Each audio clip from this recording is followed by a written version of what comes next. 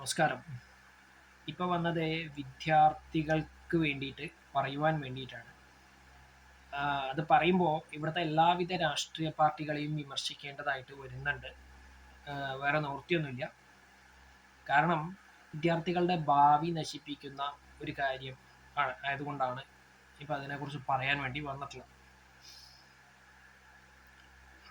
9ാം class വിദ്യാർത്ഥികളുടെ പരീക്ഷ കഴിഞ്ഞിട്ടുണ്ട്.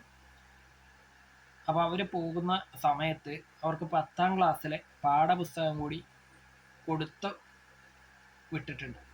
വളരെ നല്ല കാര്യമാണ്. ഒരു കാലത്ത് ഓണപ്പരീക്ഷ അടുത്ത സമയത്ത് പോലും ഓണപ്പരീക്ഷയ്ക്ക് പഠിക്കേണ്ട പാഠഭാഗങ്ങൾ ഉൾപ്പെടുന്ന പാഠപുസ്തകം പോലും കിട്ടാത്ത സ്ഥിതിയിൽ നിന്നും ഈ ഒരു മാറ്റം വന്നത് വളരെ നല്ല കാര്യമാണ്. പക്ഷേ ഇതുവഴി നൽകുന്ന സന്ദേശം എന്താണെന്ന് വിദ്യാഭ്യാസ വകുപ്പ് ഒന്ന് വ്യക്തമാക്കിയാൽ കൊള്ളാം.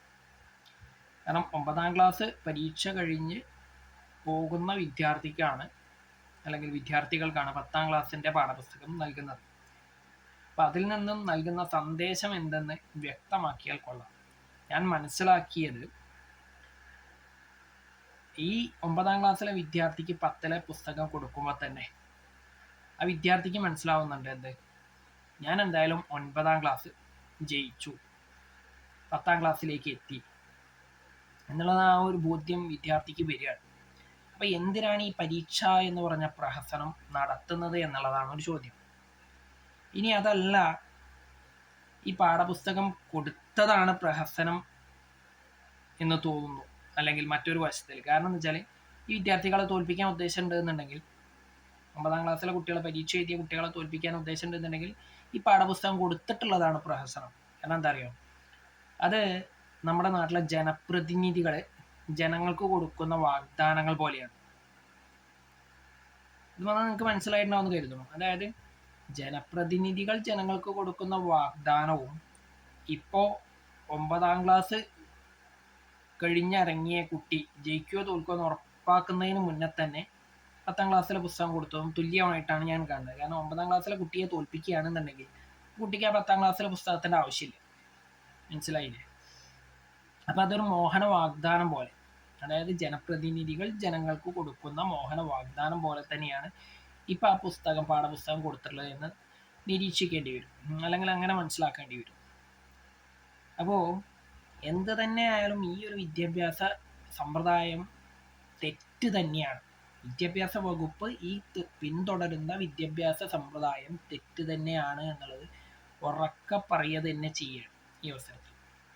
കാരണം എല്ലാവരും ജയിപ്പിച്ചു വിടുന്ന ഈ സമ്പ്രദായം തെറ്റാണ്. പഠിക്കുന്നവർ മാത്രമേ ജയിക്കുവാൻ പാടുള്ളൂ. അതല്ലാത്തവർ തോൽക്കട്ടെ. തോറ്റു എന്ന് വിചാരിച്ചിട്ട്, ഒരിക്കൽ തോറ്റു എന്ന് വിചാരിച്ചിട്ട് ഇവിടെ ഒന്നും സംഭവിക്കാൻ പോകുന്നില്ല. തോറ്റവർ മാത്രമേ വിജയിച്ചിട്ടുള്ളൂ, അല്ലെങ്കിൽ എങ്ങനെ വിജയിക്കണമെന്ന് പഠിച്ചിട്ടുള്ളൂ.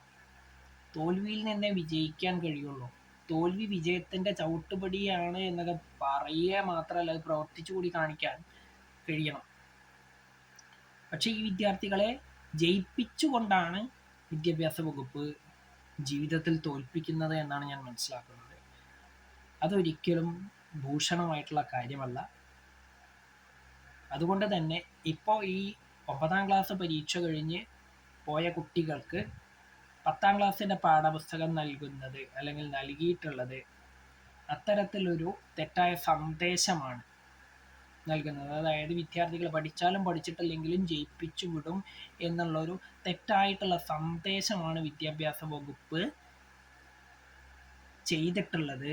അതേ അവസരത്തിൽ പണ്ട് കാലങ്ങളിൽ ഓണപ്പരീക്ഷാ സമയത്ത് പോലും ഓണപ്പരീക്ഷ വരെയുള്ള പാഠഭാഗങ്ങൾ ഉൾപ്പെടുന്ന പാഠപുസ്തകങ്ങൾ ലഭിക്കാത്ത അവസ്ഥയിൽ നിന്നും വളരെയധികം മാറി എന്നുള്ള കാര്യം കൂടി അഭിനന്ദനം അർഹിക്കുന്നതാണ്.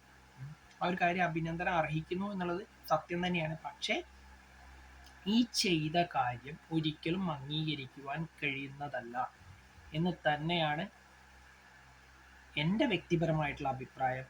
കാരണം വിദ്യാർത്ഥികളുടെ മനസ്സിൽ ഈ ഒരു ചിന്താഗതി വരാനും വന്നിട്ടുള്ളതും ഒക്കെ ഇത്തരത്തിലുള്ള നടപടികൾ കൊണ്ടാണ്. കാരണം എല്ലാവരെയും ജയിപ്പിച്ചു വിടുന്ന ഈ ഒരു സമ്പ്രദായം കൈക്കൊള്ളുന്നതുകൊണ്ടാണ് വിദ്യാർത്ഥികൾക്ക് പഠിച്ചാലും പഠിച്ചിട്ടില്ലെങ്കിലും ഒന്നും സംഭവിക്കാൻ പോകുന്നില്ല, ഞങ്ങൾ ജയിക്കുക തന്നെ ചെയ്യും എന്നുള്ള ചിന്താഗതി വന്നിട്ടുള്ളതും അത് ഇനി മാറ്റപ്പെടാൻ ബുദ്ധിമുട്ടുള്ള രീതിയിലേക്ക് അവരുടെ മനസ്സിലേക്ക് ആഴ്ന്നിറങ്ങിയിട്ടുള്ളതും എന്നാണ് ഞാൻ മനസ്സിലാക്കുന്നത്. അപ്പോൾ ഇത്തരത്തിലുള്ള തെറ്റായ നടപടികൾ സ്വീകരിക്കാതിരിക്കുക, വിദ്യാർത്ഥികളുടെ ഭാവി അവതാളത്തിലാക്കാതിരിക്കുക എന്നുള്ളത് മാത്രമേ ഈ അവസരത്തിൽ എനിക്ക് പറയുവാനുള്ളൂ. കേൾക്കുമെന്നൊന്നും എനിക്ക് യാതൊരുവിധ പ്രതീക്ഷയില്ല. കാരണം പലർക്കും വിദ്യാർത്ഥികളുടെ ഭാവിയല്ല ലക്ഷ്യം എന്നുള്ളത് കൊണ്ടാണ് ഇത്തരത്തിലുള്ള നടപടികൾ ഉണ്ടാവുന്നത്.